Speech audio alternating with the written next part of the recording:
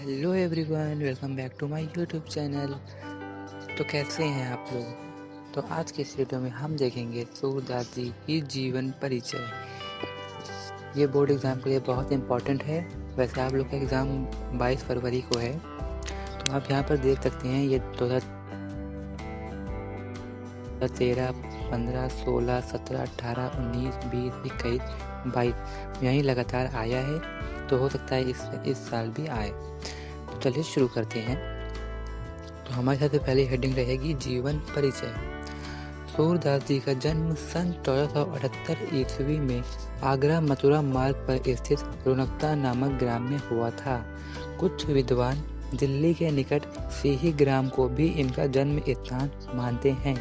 सूरदास जी धनवान थे, इस विषय में भी विद्वानों में मतभेद है।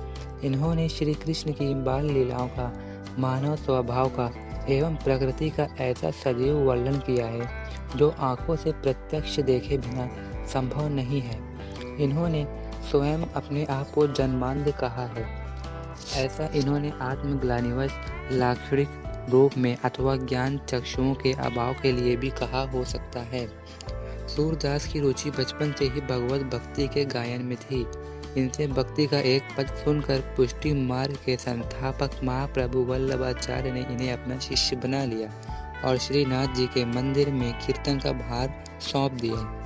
श्री कृष्ण वल्लभाचार्य के पुत्र विठल नाथ ने अष्टछाप नाम से 8 कृष्ण भक्त कवियों का जो संगठन किया था, सूरदास जी इसके सर्वश्रेष्ठ कवि थे।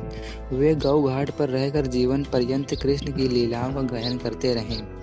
सूरदास जी का गोलोकवास ब्रैकेट मृत्यु सन 1583 ईस्वी में गोसाई विठल नाथ के सामने गोवर्धन की तलहटी के पारसोरी नामक ग्राम में हुआ। खंजन नयन रूप रसमा थे। पद का गान करते हुए इन्होंने अपने भौतिक शरीर का त्याग किया।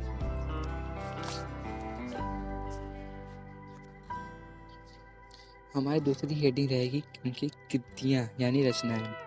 महाकवि सूरदास की निम्नलिखित 3 रचनाएं ही उपलब्ध हैं, जिसमें पहली है सूरसागर।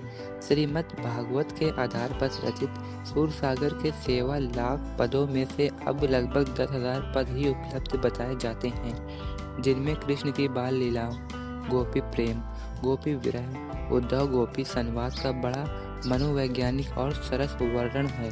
संपूर्ण सूरसागर एवं गीति काव्य है। इसके पद तन्मयता के साथ गाए जाते हैं तथा यही ग्रंथ सूरदास की कृति का स्तंभ है। दूसरी सूरसरावली, इसमें 1107 पद हैं। यह सूरसागर का सारभाग है।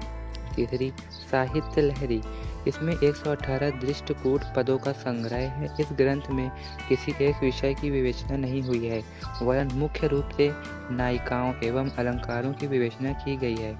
इसमें कहीं कहीं पर श्री कृष्ण की बाल लीलाओं का वर्णन हुआ है, तो एक आध स्थलों पर महाभारत की कथा के अंशों की झलक भी मिलती है। उसके बाद डालेंगे साहित्य में स्थान। भक्त कवि सूरदास का स्थान हिंदी साहित्य काश में सूर्य के समान ही है। इसलिए कहा गया है, सूर सूर तुलसी शशि उड़ुगन केशव दास, अब के कवि खगोत सम जहम तहम करत प्रकाश। तो अगर वीडियो अच्छी लगी हो तो वीडियो को लाइक करें और सब्सक्राइब करें मेरे चैनल को।